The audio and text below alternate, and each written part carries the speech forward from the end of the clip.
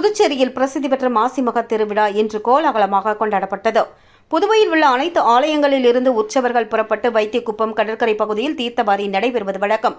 அதன் ஒரு பகுதியாக உருளையன்பேட்டை தொகுதி கோவிந்தசாலை பகுதியில் அமைந்துள்ள ஸ்ரீதேவி அஷ்டலட்சுமி முடக்கு மாரியம்மன் திருக்கோவிலில் இருந்து சுவாமி புறப்பாடு தீர்த்தவாரிக்கு செல்லும் விழாவினை உருளையன்பேட்டை தொகுதி சட்டமன்ற உறுப்பினரும் புதுச்சேரி சட்டப்பேரவை அரசாங்க உறுதிமொழி குழு தலைவருமான நேரு என்கிற குப்புசாமி சாமி தரிசனம் செய்து சுவாமிகளை கடல் தீர்த்தவாரிக்கு செல்லும் விழாவினை துவக்கி வைத்தார்.